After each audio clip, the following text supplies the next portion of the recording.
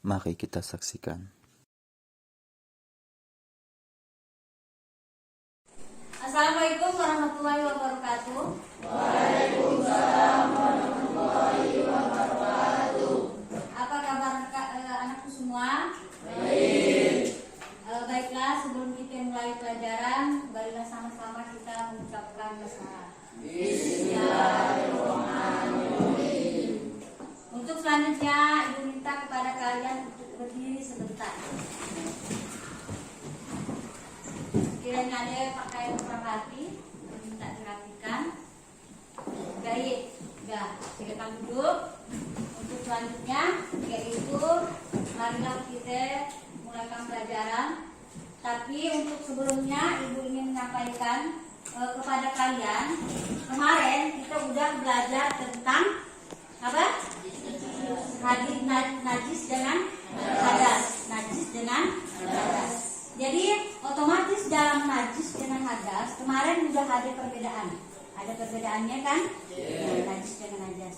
Ada yang tahu apa yang disebut dengan najis? Najis adalah kotoran yang menjadi sebab terhalangnya seseorang untuk beribadah kepada Allah. Nah, menyebabkan seseorang terhalangnya untuk beribadah kepada Allah. Sedangkan hadas, ayo yang lain, hadas, yang lain, yang disebut dengan hadas, yang perempuan.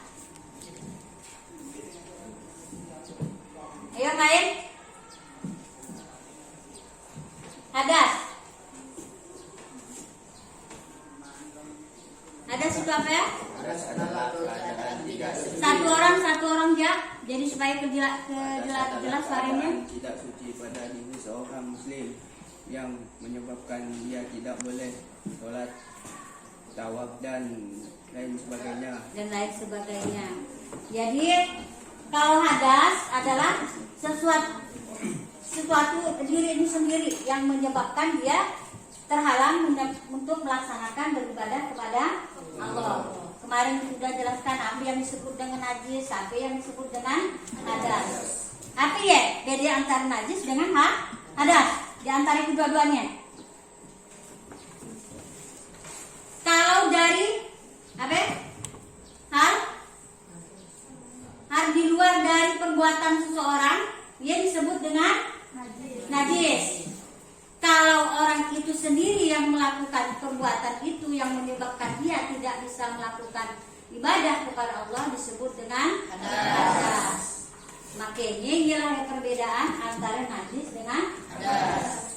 Hal lain yang menyebabkan dia tidak bisa melakukan ibadah kepada Allah disebut dengan najis. Kalau perbuatannya sendiri yang menyebabkan dia terhalang atau tidak bisa melakukan ibadah kepada Allah disebut dengan hadas. Ialah perbedaannya. Nah, baik, selanjutnya kita belajar tentang sholat berjamaah. Bersolat berjamaah. Dalam materi tentang sholat berjamaah di sini, Ibu ingin menyampaikan kepada kalian yang akan kita pelajari yaitu tentang memahami sholat berjamaah. Yang kedua yaitu menunjukkan sikap perilaku kita tentang melaksanakan sholat berjamaah. Ada dua. Kalau disebut dengan kompetensi dasar ya, pertama Ibu ingin kalian paham apa yang disebut dengan sholat berjamaah. Yang kedua adalah apa yang disebut dengan bagaimana cara melakukan sholat berjamaah. Ada dua.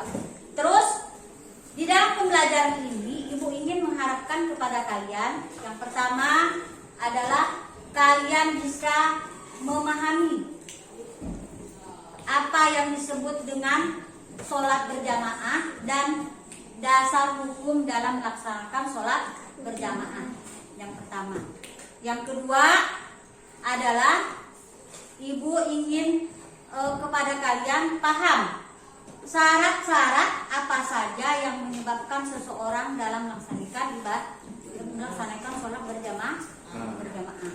Ada syarat-syarat nih, syarat-syarat sah dalam melaksanakan sholat berjamaah. Yang ketiga ketiga, ibu ingin menjelaskan kepada kalian mengetahui hukum sholat masbuk. Di dalam sholat berjamaah ada yang disebut dengan masbuk, ya kan? Itu berlaku untuk makmumnya. Nah, nanti ada hukumnya.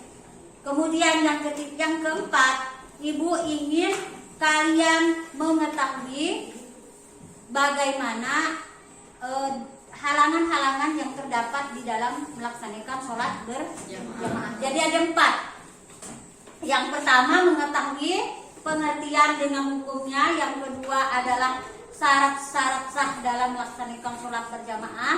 Yang ketiga hukum melaksanakan sholat masbuk. Masbuk yaitu berlaku bagi makmum. Yang keempat adalah halangan bagi orang yang melaksanakan sholat berjamaah dia. Ada halangannya. Yang pertama,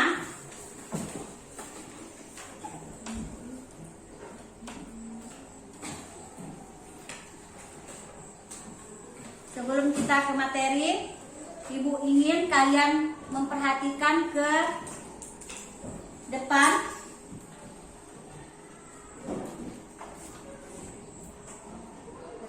Ada 4 gambar di depan tampil. Ada 4 gambar. Yang pertama orang berdiri, beberapa orang berdiri. Yang kedua orang melaksanakan ruku. Kalau di dalam sholat berjamaah ya pasti ada ruku, sujudnya ya kan. Kemudian yang ke gambar ketiga yaitu ada orang berdiri berempat. Ini semua menggambarkan tentang apa? Menggambarkan tentang sholat berjamaah. Menggambarkan tentang sholat berjamaah. Terus di dalam pelaksanaan sholat berjamaah, dari gambar ini kalian udah bisa memahami. Ibu ingin kalian tuh paham. Sebelum ibu menjelaskan materi ke lebih dalam, jadi kalian udah tahu yang dinamakan dengan sholat berjamaah itu seperti apa, ya kan? Nah, berarti paling tidak yang dinamakan dengan sholat berjamaah dari melihat tampilan gambar, ya udah jelas bahwa ada berapa orang, ada 4, ada 2, ada 6 orang, ada cukup ramai orang. Bahkan kalau seperti yang kita ketahui di dalam masjidnya berapa puluh orang, ya kan? Itulah yang dinamakan dengan sholat berjamaah. Jadi gambar-gambar ini menunjukkan tentang apa? Nah, kegiatan melaksanakan sholat berjamaah. Sudah, selanjutnya perhatian lainnya jadi makmum. Jadi kalau dua tadi berapa? Berarti satu imam dan satu makmum. Seperti itulah. Jadi yang lebih jelasnya kalau kita dalam pelaksanaan sholat berjamaah yang dinamakan dengan imam adalah posisinya di mana? Posisinya paling depan. Enggak ada imam yang paling belakang, paling depan deh. Berarti dia yang dinamakan imam. Sering melaksanakan sholat berjamaah? Sering. Paling enggak sholat berapa waktu? 5 waktu sehari semalam. Paling enggak seminggu sekali. Sholat Jumat dilaksanakan harus berjamaah. Bukan hanya sholat wajib. Nah, ini yang disebut oleh 2 orang atau lebih secara bersama-sama, sedangkan satu jadi imam.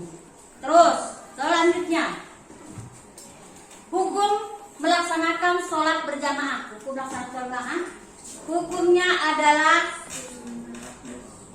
sunnah muakkad. Hukumnya adalah sunnah muakkad. Disebut dengan sunnah muakkad, namanya sunnah tapi dianjurkan. Udah hampir mendekati kewajiban. Sunnah tapi dianjurkan. Hukum melaksanakan sholat berjamaah. Kalau yang kita tahu hukumnya kan ada wajib, ada sunnah, ada makruh, ya kan ya?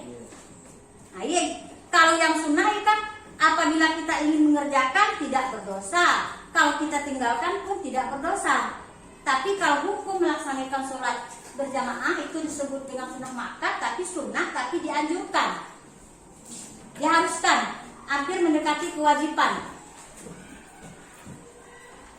ada sebaliknya, mengapa kita diharuskan untuk melaksanakan sholat berjamaah? Karena pahalanya lebih banyak dari kita melaksanakan sholat sendiri. Kalau kita melaksanakan sholat sendiri hanya segitulah pahalanya, tergantung apabila dalam gerakan-gerakannya kan. Tapi kalau kita melaksanakan sholat berjamaah di masjid, pahalanya lebih banyak. Berapa? 27 derajat, 27 banyaknya. Nah, dalam melaksanakan sholat berjamaah, dia hukumnya kita harus melaksanakan dalam melaksanakan sholat berjamaah harus ada syarat-syaratnya. Kalau salah satu syarat tidak ada, berarti sholat berjamaah dianggap tidak sah. Yang pertama adalah adanya imam. Jelas kalau dalam melaksanakan sholat berjamaah otomatis pasti ada imam yang berdiri posisinya depan. Tidak ada imam berarti bukan termasuk sholat berjamaah. Yang kedua adanya makmum. Makmum, tahu makmum? Nah, makmum apa ya? Orang yang berdiri posisinya di belakang imam. Jadi dia posisinya selain di belakang, dia adalah harus mengikuti imam. Posisinya di belakang tapi harus mengikuti gerakan imam. Imam berdiri, dia berdiri. Imam sujud, imam sujud. Makmum pun sujud. Jadi ikuti atau gerakan imam.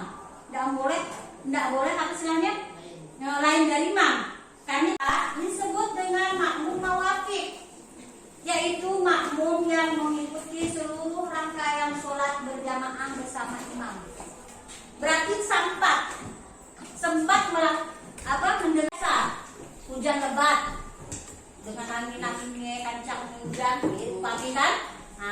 Itulah yang menyebabkan kita tidak bisa melaksanakan sholat berjamaah. Ada hujan yang sangat lebat benar dengan angin-anginnya, kan? Yang kedua, angin kencang yang sangat membahayakan.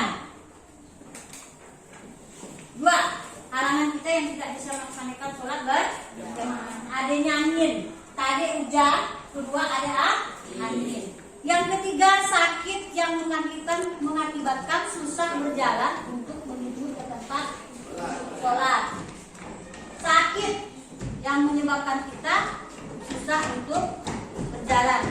Sakit kaki, sakit perut, sakit kepala, ya kan? Yang menyebabkan kita susah untuk pergi ke tempat sholat berjamaah. Tapi sakit bukan berarti sakit yang benar-benar sakit yang dimaksud. Tidak bisa ditahan lagi. Kalau hanya sakit kaki biasa, bisa melaksanakan, ya seharusnya melaksanakan. Karena tadi ingat, di dalam melaksanakan sholat berjamaah itu kan hukumnya kan sunnah muakkad, sunnah yang dianjurkan, berarti sunnah hampir mendekati kewajiban. Jadi bukan berarti kalian hanya sakit kaki kena di kaki pintu, mungkin ya kan, di kaki pintu, ya mungkin dan sampai menyebabkan kita tidak bisa pergi ke sholat berjamaah, ya kan? Bukan seperti ya. Kemudian sangat ingin buang air besar atau buang air kecil. Tiba-tiba waktu mau masuk sholat, seumpama ibu silahkan masuk sholat waktu sholat zuhur, tiba-tiba terlaksana buang air kecil atau buang air besar, sedangkan waktu sholat udah masuk. Tiba-tiba udah selesai, waktu sholat udah selesai, berarti ya yang menyebabkan kita tidak bisa melaksanakan sholat berjamaah. Kemudian yang kelima, karena makan makanan yang berbau yang suka dihilangkan. Nah, halangan kita untuk melaksanakan sholat berjamaah. Makan makanan berbau, makan petai, makan jengkol, ya kan ya? Nah, takutnya makmum lain jadi terpengaruh dan konsentrasi. Gara-gara kita makan petai, makan jengkol. Amin. Nah, ini kan jadi otomatis mempengaruhi makmum-makmum yang lain. Nah, ini salah satu halangan. Makanya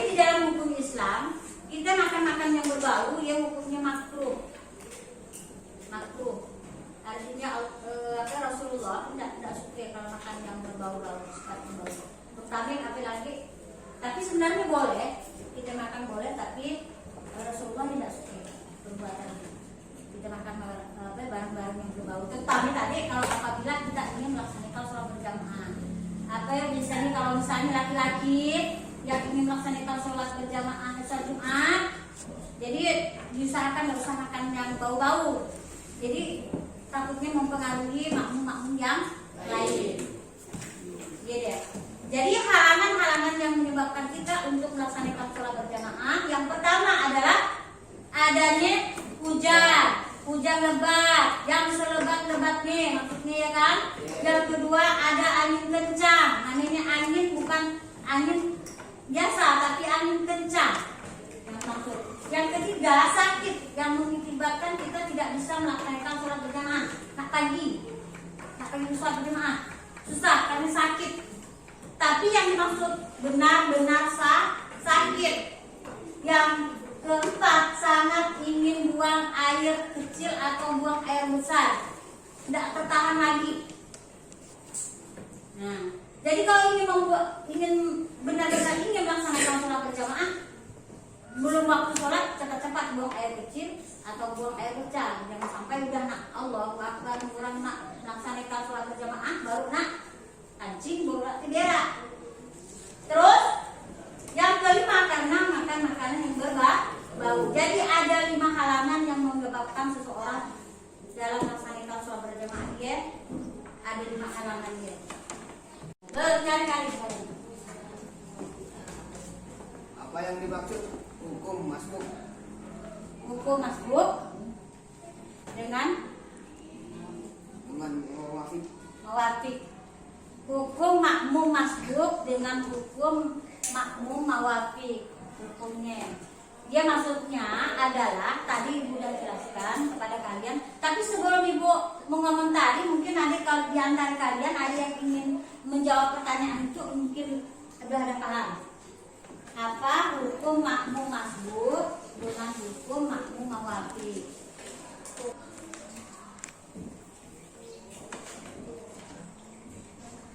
Happy?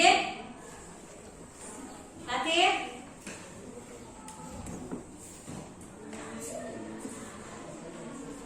Dapat sedikit?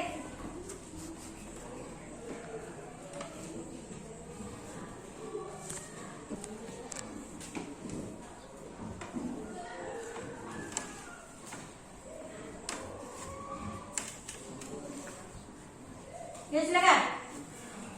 Saya buat makmum masbuk adalah makmum yang tidak sempat membaca Al-Fatihah, sedangkan makmum mawafik adalah makmum yang mengikuti seluruh rangkaian sholat.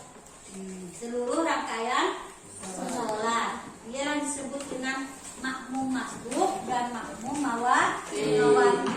Mungkin kawannya ada yang rancu. Maksudnya yang ditanyakan hukumnya. Hukum, maksudnya hukum berarti bukan ke hukum makruh sunnah enggak. Jadi hukumnya kalau yang disebut dengan makmum masbuk berarti hukumnya dia harus mengganti sholat ketinggalan tadi karena ketinggalan. Paham ya hukumnya? Berarti harus mengganti. Kalau yang mawafik jadi hukumnya tidak perlu mengganti sholat karena dia udah mengikuti serangkaian sholat. Karena terus yang untuk makmum masbuk karena dia sifatnya ketinggalan, jadi hukumnya dia harus mengganti ketinggalan dari sholat yang dia ketinggalan. Umpamanya tadi Ibu contohkan sholat maghrib kita laksanakan 3 rakaat, dia hanya mengerjakan 2 rakaat, namun dia harus mengganti 1 rakaat lagi. Jadi dia yang disebut dengan hukum tadi. Karena sudah selesai dalam penyampaian materi, dari sebagian tadi ada yang sudah bertanya, ada yang menjawab dan Ibu menyampaikan kepada kalian. Sekarang marilah kita simpulkan, membuat kesimpulan dari materi yang sudah disampaikan tadi dari awal sampai akhir. Yang pertama tentang pengertian. Yang disebut dengan pengertian sholat berjamaah adalah kelompok 1. Yang disebut dengan sholat berjamaah adalah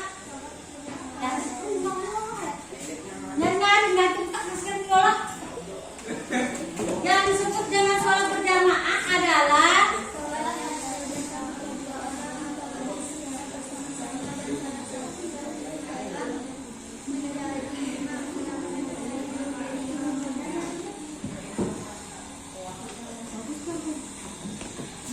Selanjutnya, itulah yang disebut dengan tadi sholat berjamaah. Sholat yang dikerjakan boleh dua orang atau lebih. Sholat yang dikerjakan oleh dua orang atau lebih secara bersama-sama, sedangkan satu jadi imam, yang lainnya jadi makmum. Hukumnya tadi apa? Hukumnya sunnah muakkad. Selanjutnya, syarat wajib, syarat sah dalam melaksanakan sholat berjamaah. Jadi kamu dua. Syarat sah sholat berjamaah. Ada imam, makmum berniat untuk menjadi imam. Sholat dikerjakan dalam satu majelis. Sholat makmum sesuai dengan sholatnya imam.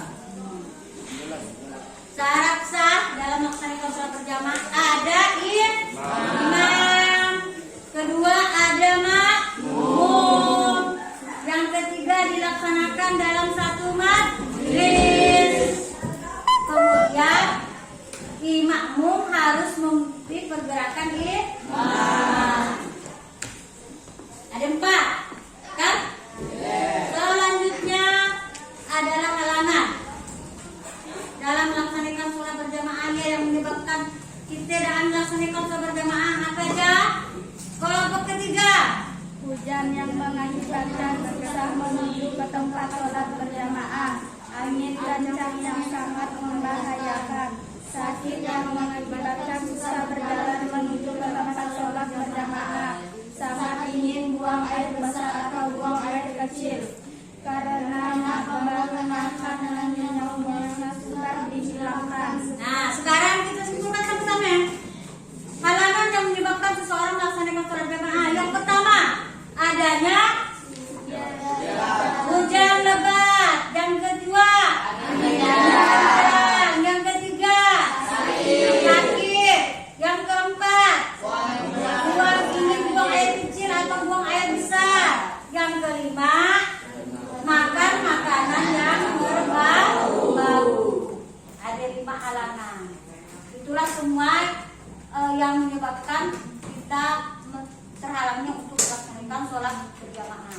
Baiklah, untuk selanjutnya Ibu rasa mungkin pertemuan kita mengenai tentang materi tentang sholat berjamaah sudah selesai. Untuk berikutnya nanti Ibu minta kepada setiap kelompok untuk membuat tugas.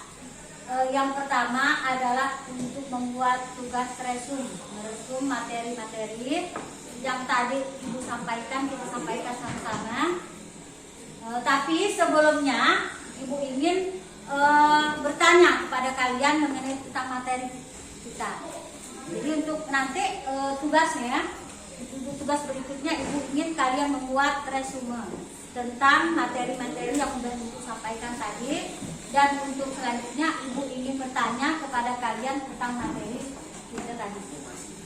Yang pertama adalah tentang perbedaan makmum mawafik dengan makmum masbuk.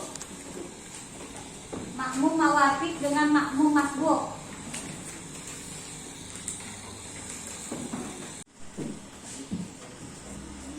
Makmum masbuk